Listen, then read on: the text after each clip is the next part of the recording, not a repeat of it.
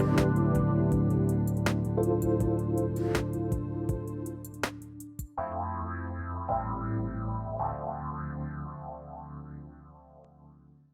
everybody. Welcome to the show. I got a great guest joining me here today. Tjitze De Jong is joining me here today. We're going to talk about energetic cellular healing and cancer, treating the emotional imbalances at the root of the disease. This is so important because so many of you have heard me talk about my own healing journey. Basically, Benny, which I didn't really talk about when I was going through it. Hi, Benny. How are you today? Hi, Hi. Jacob. How are you? Doing well. How's it going? Good. Yeah, for a lot of years, I just sucked it up and kind of kept rolling. And thank goodness I had this show, which, boy, came out doing this in '03, came out and all of a sudden had a mystery disease in '04. And then every sort of word in the book, you hear about what is going wrong with you. And the minute that somebody talks about cancer, or the minute that somebody says something as a diagnosis, what can you feel emotionally in your body? What do you feel? How does it feel? What is it that may become a complete insight and possibility for the deepest level of healing you can imagine? But what if you're like me and you don't know what you don't know? That's why you get a hold of my guest who has written a fantastic book, Energetic Cellular Healing and Cancer. The treating the emotional imbalances at the, and let's say it, root of the disease. My mama from South Carolina would say the root. You get at the root of the disease. The point is, you got to get to the bottom of it. You've got to get to the bottom of it. Today, we're going to talk about what that journey is like, why this is one of the most important conversations about compassion and passion when we talk about working with cancer. So it's great to have you on the show. Welcome to the show. Thank you for having me, Pat. It's great to be here. Um, let's just talk for a minute, if we could, about you and your journey. Um, this is when I read a book like this and I get a sense about the person that's writing the book, it's very important for me because I get a sense about how many questions you were in search of, how many answers you wanted to know or find out about, how many things the regular mode of operation, if I could say regular mode of operation, did not provide or does not provide. But when we take a look at what I think you call conscious medicine, right? When we take a look at the many layers of this, we get a depth of understanding that I don't think modern science allows for. And I want to ask you this question, given everything you've done in this, given all the work you've done, given the book we're about to talk about, what are some of the challenges? What are some of the obstacles that you personally had to overcome to bring you to this moment? What I personally had to overcome basically was not even that much. I've never been seriously ill. I've had some accidents, but I've had no serious illness. But basically, what I had to overcome was an inner limitation of my own belief system and believe in myself and believe in the power of humanity. Because we as human beings are capable of so much more than we really think we are. And in our educational system and in our society system and in our medical system, we are kept much smaller than we are. We are energetic beings who can perceive much more than we realize. And I slowly, bit by bit, have overcome that by studying with the Barbara Brand School of Healing for 6 years in New Jersey and Miami. And slowly, bit by bit, my world widened and my extrasensory perception widened so that I really could take it seriously and basically do away with my limited self belief system. I love what we're talking about here. I'm from New Jersey, by the way. Okay. Well, I've been there often. I bet you have.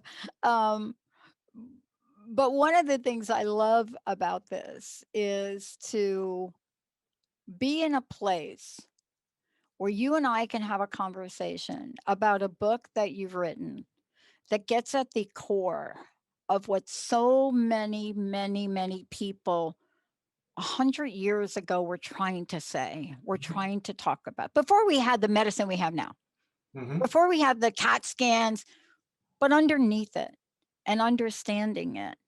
And I don't know of a single person, and we're going to dive into this, that sits in front of a doctor or sits in front of anybody else and hears the word cancer or something like that. It's an emotional charged Yeah, word, but this absolutely. is something you're passionate about. Well, am I passionate about it? It has called me. Yes. So it's not that I in my life has have felt all these 60 years of my life have felt passionate about cancer. It just comes onto my path. I developed this healing technique, and for the last 15 years, basically only people with cancer come to me. I don't get people with heart problems. I don't get people with high blood pressure. I don't get people with psychiatric problems, etc., etc. It simply all funnels down to cancer. And why that is, I'm not quite sure, but that made me totally specialize in this disease. And with then what I've studied at Barbara School of Healing, applying these specific healing techniques to the cancer and being very flexible per individual of how to apply these various healing techniques and thereby indeed treat and often be able to support the client in healing cancer. So today when we look at this, and for me, I, boy, I'll tell you, I didn't know what I didn't know. I didn't know what I didn't know back in 2004. I had been the pillar of health, if you can imagine that. Hmm? And then my world got cracked open. Mm. And I went on a journey that you talk about in your book, and certainly that other people that have contributed in this book. I went on a journey that I knew nothing about. And I want to start with asking you about what you've discovered so deeply about energetic cellular healing. Basically, that all our memories of all that we have experienced in this lifetime and to a certain extent in previous lifetimes, that all these memories are stored in the cells of our body. And the positive memories, great, they lead a life that's absolutely fine. They do not create any energetic blocks, any energetic hiccups in our energy system and in our physical body. But all our negative or unpleasant experiences of grief, negative mindsets, negative belief systems, etc., they create basically first stagnations in our aura, in our energy field, in our chakras. And bit by bit over the years, and that can be sometimes within the space of a few hours, but most of the time it's spaced in a few years or decades, these energetic blocks filter slowly through the lower levels of our aura into our physical body and then become indeed physical illnesses or diseases. So it starts with an energetic distortion, which slowly filters into the physical body. And then basically they block the circulation, they block the cellular movement, they block the flushing out of toxicity. So it becomes tighter and tighter, denser and denser. And the words I use in the book quite often is indeed corroding and festering. And the corroding and festering of these energetic blocks makes it physically, the power of the physical body and the immune system become really compromised. It is the corroding and festering of emotional blockages and mental images and belief systems and spiritual disconnection that causes very strongly the physical imbalance. And I want to talk about this when we come back from break. We're going to take a short break. When we come back, we're going to talk about what does that imbalance mean? What is the disruption of imbalance? What is imbalance? When you say the word, you think, oh, Imbalance. Am I on a seesaw? Is that what I mean? Imbalance. But imbalance in a complex system called the body and the energetic field.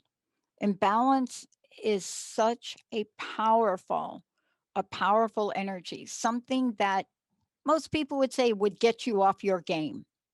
And every one of us knows when we're stuck. We know when we're not looking at life and really thrilled about it. We know when something is just a little bit off. We know when our body speaks with us. We know when, when the emotional side of who we are starts Yeah. speaking to us. And basically, it reduces the passion with which people live. And if you live in passion, basically all your chakras are open, you are grounded, you are totally convinced of the purpose of your incarnation, etc., etc. So then spirit and body come together. And And if you boy, lose your and if you lose your passion, that spirit and body get disconnected. and we're going to talk about this in detail because a lot of times when folks hear us talk about passion, they think it has to be what you and I do for a living, or maybe what they hear, somebody as a celebrity talks about. But we're talking about something that's more universal than that. We're Yeah, talking about something that everybody has the opportunity to experience. And boy, when we are in that zone, we know it. We're yeah. going to take a short break, but before we do, let's tell folks, how do they get a copy of the book? How to What's get a the best copy? way? It is basically available on Amazon. Not everywhere in the world yet. I haven't got my own copies yet in Britain. But it's available on Amazon. You can order it also via Inner Tradition, our publisher in Vermont. So it's readily available on the internet. And We're otherwise, go to and if your local bookstore is open, I don't know if they are open in the USA with Corona stuff, but then simply ask your local bookstore to offer it, order it for you. well, and this is what's going to happen when we come back. We're going to take a look at, passion and how this is shown up in the many stories that are Yeah, included in the book. great. Let's Yes. take a short break. We'll be right back.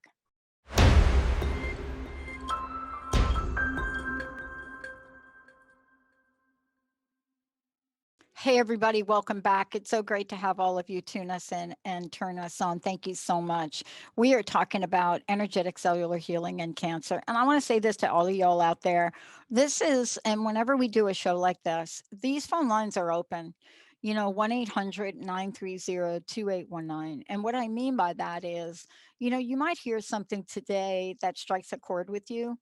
You might hear about stories and what we're about to talk about today.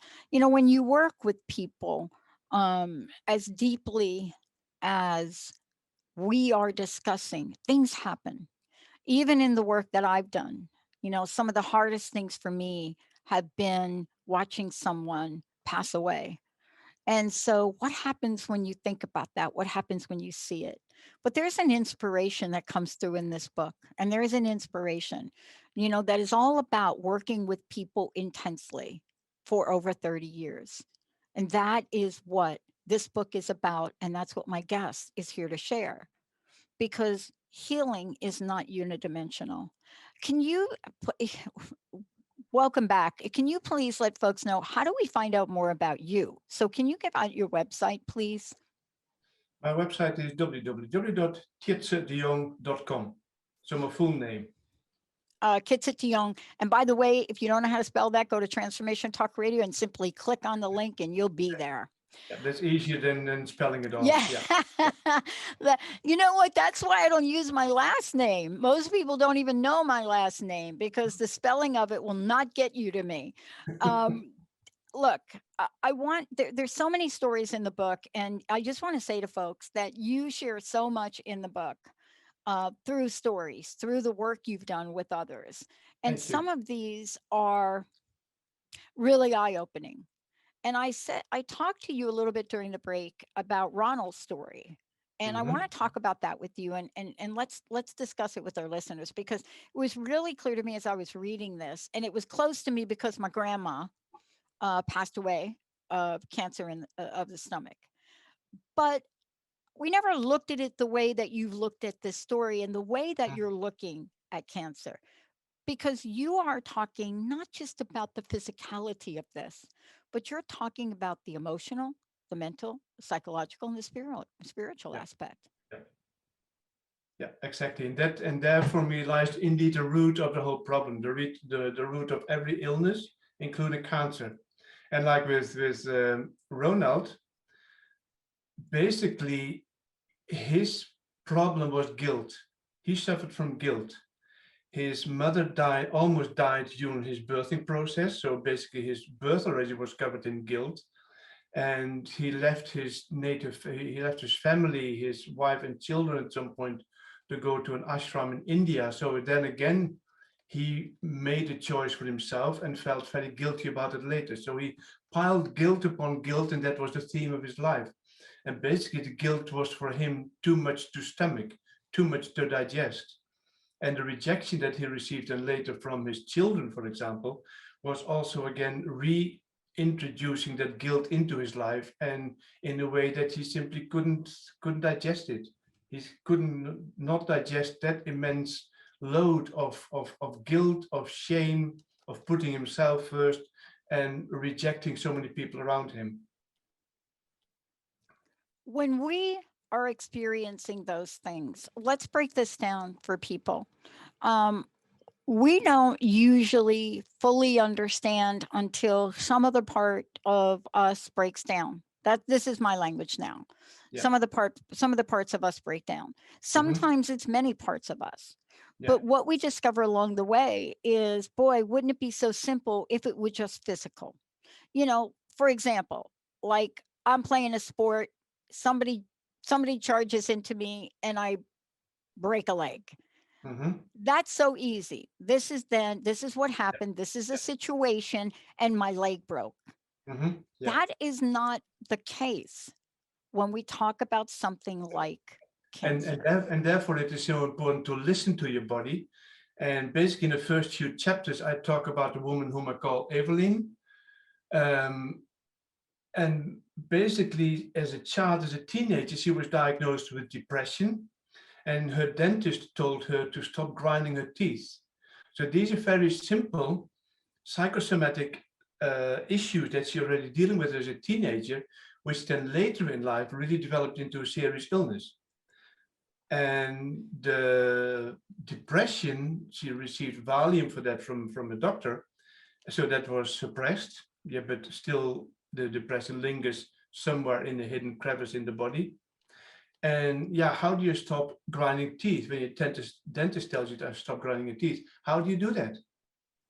So basically, these kind of signals that are given to a person in the beginning stages of life need to be taken seriously, and unravel what is behind that, what kind of pattern is behind that, what kind of way of thinking is behind that, what kind of suppressing of emotion is behind that. And that unraveling comes through inner listening, very quietly sitting still, and in total honesty with yourself and in total compassion with yourself. Listen, what is my body telling me? What is indeed, again, the same word, not in balance here in my body? Why does my body show these specific symptoms in this specific part of the body or in this specific organ? And then, for example, Louisa Hay has got this wonderful book about all these different organs, all these different body parts, which mean psychologically a specific issue, which signifies a specific issue. And I don't know the title of the book just offhand, but How to Heal Your Life. How to Heal Your Life, says my souffleur here. Yes. And indeed, that is also really, really good book to have as basically a reference book. Okay, this part of my body says something. What do I do with it? What is going on over there? And that's a matter of self-discovery. And that part of self-discovery is simply exciting. It is exciting. I want to ask you, and the work that you've done, what has been the most challenging moments, and what have been some of the most rewarding moments? Some of the most rewarding moments basically is either when people totally heal, like for example in the book Sylvia's story, Sylvia Black, who lives here in Finland, is the only person whose real name I use. Yeah. She was my first client, and she was at some point my first client who I supported for a few years during a cancer process. And at some point, she was lying in front of me on a treatment table, and her lower 3 levels of her aura and her lower 3 chakras were energetically disintegrating. So energetically, she was dying in front of my eyes. But through indeed deep inner work and deep guidance work and working with the guides, everything got restored again. And 15 years later, she's still totally healthy and travels the world and plays tennis. That kind of healing in such depth is immensely rewarding. What is also immensely rewarding is when people have died and the relatives afterwards thank me. Whereas first I had that idea of course, if somebody dies, how upset will the relatives will be with me, how angry might they be with me. But that has only happened once, that a spouse was really angry with me. Other times, people, children, husbands, wives have been really grateful for that a person in question could die with more inner peace. And that is so touching. It is so touching and helps us understand the compassionate level of transitioning and transformation. Exactly. Yeah. You know what I mean? Yeah. And, we don't spend a lot of time talking about it because we're spending time worrying about stages of something. Like you got to go through the stages of this. Yeah. There's the stages of grief, and then there's the stages of everything's got a stage. And we're so busy analyzing a stage that we totally disconnect from the energetic heart connection that is Exactly. so Yeah. important. I find myself with clients often analyzing very little, but really keeping that connection with the heart, keeping the connection with the soul, keeping that connection with the spirit. Like at the moment, I'm working intensely with a woman who's got quite serious cancer as well, and she always wants me to explain everything I've done at the end of the session. I said, no, I don't. Stay in your softness, stay in your heart, stay in close contact with yourself. There lies your answer. Your answer does not lie in the knowing. Your answer lies in the being, in the feeling. Yeah. And that purity of beingness can only create again the balance that had been lost previously. Yeah. So You know, I analyze very little. I don't like analysis. Yeah, and I'll tell you what, it's even when I had to analyze when I went back to school, Mm-hmm. I made sure that I wasn't just going to produce something with numbers. So I insisted, looking back now, boy, that was a long road to take. I insisted on both producing the numbers that academics absolutely need to have, but also the qualitative. What were people saying about broken hearts and broken promises? Exactly. What were And they which saying? words and which uses, which phrases were they using? How Which were they wording it? Yes, yes. Yeah. And, when you look at that, those phrases, and when you look at what people say about their life's journey, or let's just say about the things that happen in their Mm-hmm. lives to them, when you start to hear it, Yeah. you Yeah. can feel Exactly. joy, you can feel Yeah. pain, you can Yeah. feel it. And Yeah. the question then becomes is what does the energetic cellular aspect of who we are, what does that uniquely smart system do with it? We're going to take a short break. When we come back, what if you could be aware? What if you could be aware? What if you could be aware of what you're holding onto in your mind? What if you could be aware of how you might be ruminating about a future that may not happen? What if we could be aware? The next question is, what do you do with that? That I'm not going to answer. That's what my guest's going to answer today. Let's take a short break, everybody. We'll be right back.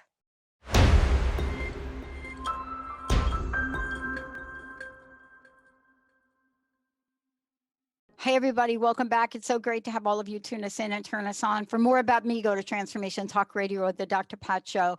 Energetic cellular healing and cancer, treating the emotional imbalances at the root of disease.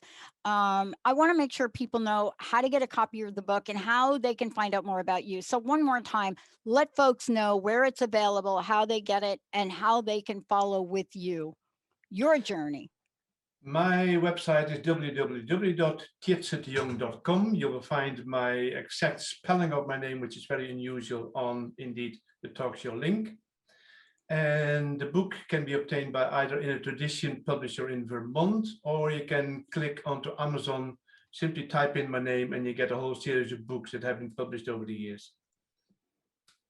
Great. I want to jump to a couple of things that I feel we suppress in society.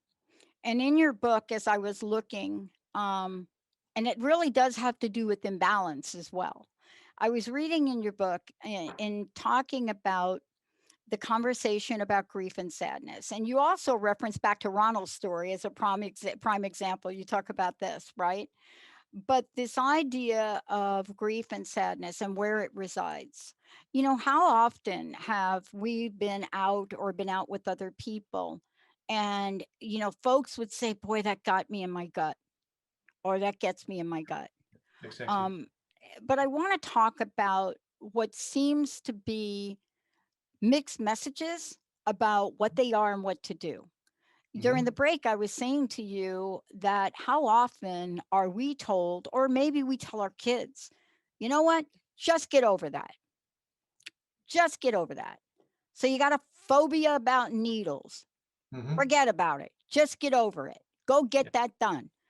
Yeah. It ain't just not that easy. It's not that No, easy. no, that is not that easy. And basically, then you get an unacknowledgement of the trauma that is behind that fear. If you have basically a fear of needles, of injections, then there is a reason for that. Whatever the reason may be, there might have been an injection when you were a baby just after being born, and it may have been very traumatic, and you don't remember that consciously as a baby, but now it still sits in your energetic body. It still sits as a wounding, as an energetic block, as an energetic depletion in your energy body, and therefore in your fear system. And all these traumas, all these unpleasant emotions that we have experienced in our childhood, somewhere sit in our field, in our chakras, in our aura, and therefore in our physical bodies and in our awareness. And it is basically our task as human beings to create more and more the opportunity for ourselves as individuals to lift all the issues we hold in our subconsciousness, to lift these into our conscious awareness. And then we come to the key word of indeed awareness, which is so important, because if we choose to remain unaware and we simply go to watch the football or the soccer or the rugby or whatever else, and we go to the pub and drink a few pints, then we remain unaware. We might have a good time, at least if our football club wins, yeah. Right. But we don't resolve anything. We just cover it up under a smile and a few pints, and everything is hunky-dory again. But basically, it is our task as incarnated beings to resolve all our subconscious issues. Because it is our subconscious issues, and there come these words again, that corrode and fester in our energetic body and in our physical body, which slowly in time create physical disorders. And it can be cancer, it can be whatever illness. Because this book is basically, in its essence, not just about cancer, although as a healer, that has become my specialty, but basically all physical disorders fall under the same umbrella of being psychosomatic. I want to ask you about this too, because we have a lot of indicators in our system, in our body. And I really want to go back to, a couple of the things that you say in the book, because first of all, the book is called Energetic Cellular Healing, right? Yeah. And cancer. And, I want to go back to a couple of things in the book, especially as we talk about the emotional aspects of our immune system, right? That is a conversation we really need to start to have more often. Yeah. Yes, please. We don't do it. No. But yet, don't you find this interesting? Can I ask you this? Because I have found this interesting in my journey. Don't you find it interesting that when we talk about immune and autoimmune, we use a word called what? Inflammation. Now, when you think about the word inflammation and you think about a mental and emotional state, what happens? Mhm. right? What would happen if we took that word and we looked at inflammation and we looked at the immune system and maybe asked the question, do we have some kind of emotional inflammation going on here? Exactly. You have some kind of Exactly. psychological inflammation Yeah. going on here? And What do you what think and, of and, that? and and what kind of other words, what kind of associations, what kind of expression of emotion do we associate then with the word inflammation? Why do we use that specific word? There's always a reason for that. And because I'm an author in various languages, basically, I'm so interested in words and phraseologies and why people use a specific phrase or a specific sentence. And the underlying meaning of such a word or the choice of words and sentences is really significant for people's state of being, state of mind, state of programming, image and belief system. And when I sit with clients and we unravel their past and they tell their stories, then quite often interrupt them and say, okay, why do you use this word? Why do you use this phrase? Why do you use this sentence? Or I simply ask the question, do you realize what you say here? Do you realize how debilitating that kind of remark is that you now say about yourself? Because people most of the time are not aware what kind of programming they basically reprogram themselves with time and time again as into a mental pattern. And that mental pattern needs to be unraveled. Because if we can cure cancer sometimes, or we can cure any other disorder, but if the pattern remains, then the illness will come back because the root has not been eradicated. Yeah. And let's talk about this because I love that we have come up with this fantastic language here Mm-hmm. about how to describe our physicality, right? There Yeah. is so many and you know, and I will say this too about my profession, right? We have so many categorizations of stuff that go on with the mind or the psyche, with so Mm-hmm. many categorizations. Have you ever wondered why, when we look at the world of spirituality, we don't have all those characterizations? That we don't really break spirituality down into some prognosis or diagnosis or something of that nature. We don't really have a state of being where we break it down and say, we're going to put you in this category level one of state of being, right? Because the state of being just is. And yet, here we are to really make sense out of everything we hear, everything we're told.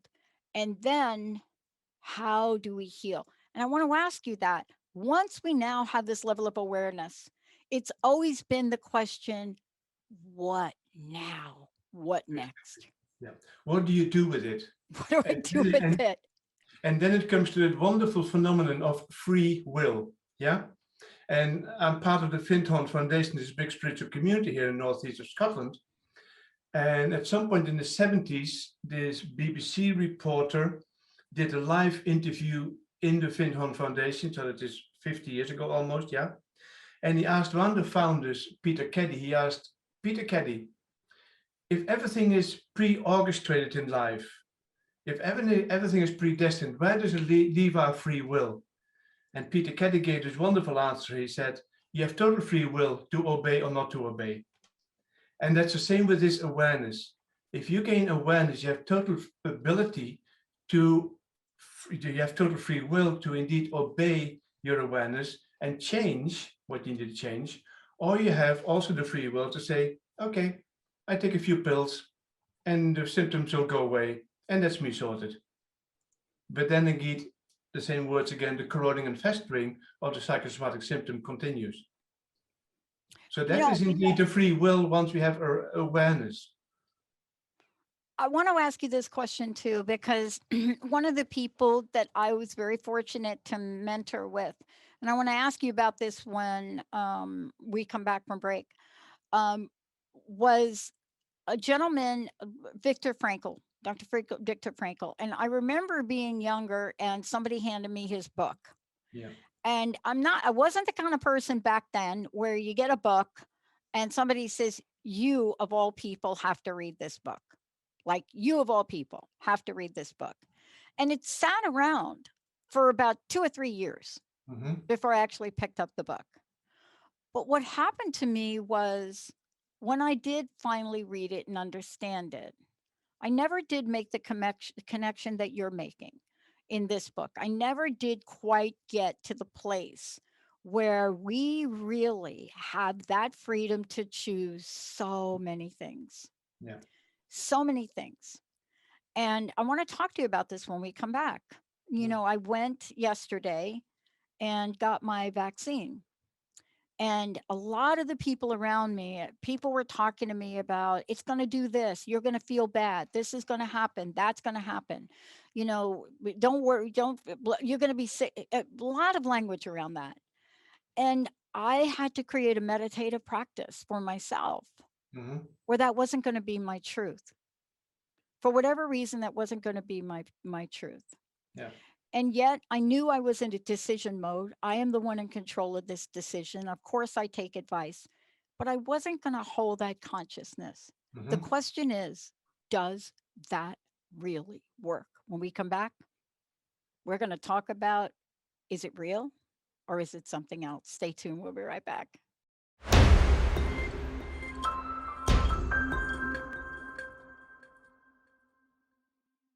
Hey, everybody, welcome back. Energetic cellular healing and cancer, treating the emotional balance is the root cause of disease. And by the way, for those of you out there, please make sure you know that the book is available. There are so many stories in here that I think you'll relate to. I shared one of them in the book about Ronald's story because it reminded me of my grandma in a sense. But then we're talking about cancer and emotional imbalance. I mean, this is part of the journey, but all connected to this. Everything that's connected to this is is this feeling of disempowerment. And I think this feeling of disempowerment when our body no longer does what we want it to do, or in the language, if you've interviewed people, you talk to people, they feel that their body has failed them. They feel something has broken down, something that's out of their control. They don't really see a way. How am I going to work with this? And then along you come, and we're talking now. We're not helpless in this at this point, right? And that's a new idea for people, isn't No, it? we are not helpless at all. Whatever our body throws at us, or whatever we throw at our body and how our body responds to that, we are not helpless. We can always maneuver ourselves in the position of indeed changing life habits, changing work, changing friendship, changing social surroundings, moving house, whatever. It is so important to simply adjusting sails to the wind of your whole life, time and time again, time and time again. Otherwise, you get rusty, and otherwise, you get stagnation. And stagnation then comes often into the body again as a psychosomatic illness called rheumatoid arthritis, for example. That is when people get really stagnated in their life. So the joints stagnate.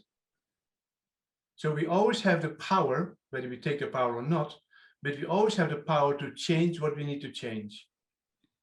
And it can mean upheaval. That can mean discomfort for a while. That can mean insecurity for a while. Great. Then look at your insecurity. Look at your fear. Look at your comfort. Look at your discomfort. Why is that there? And how can you increase your inner strength, your inner faith, your inner belief system, your inner grounding and earthiness, indeed, to overcome these insecurities and these fears and the discomfort? It is as simple as that. You know, in the few minutes we have left, I want to really talk about the solution with you because there is a solution.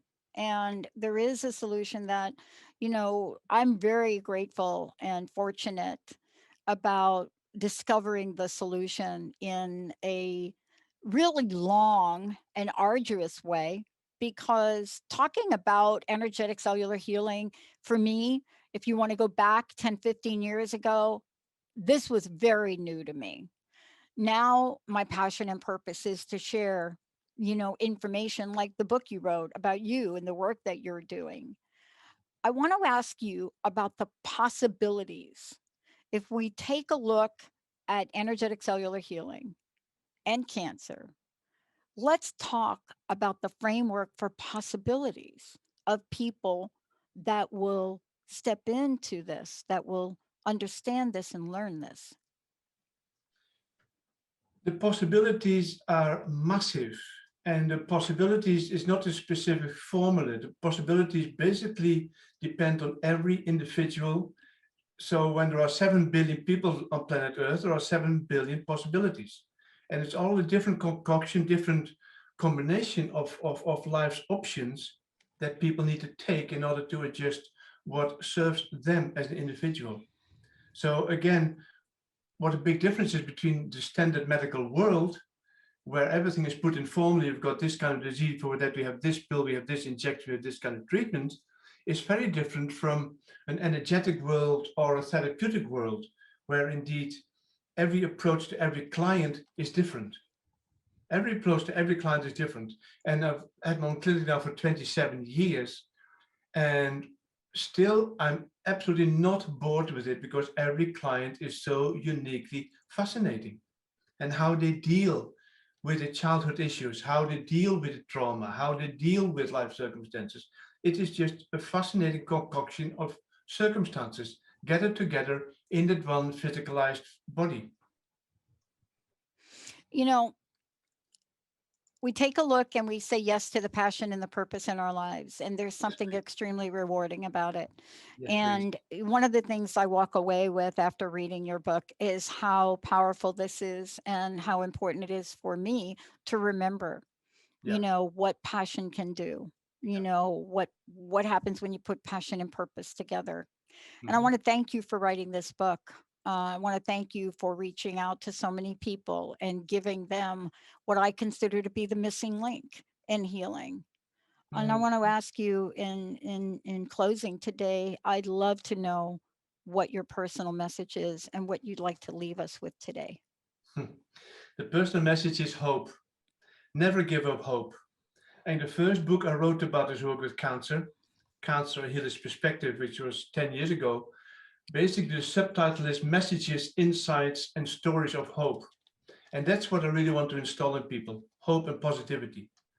Whereas the medical profession, of course, often with the diagnosis and prognosis, is hopeless, terminal cancer, etc., etc. Yeah, I really wish people to, also when they have severe cancer, also when it's classed as terminal cancer, there is always hope.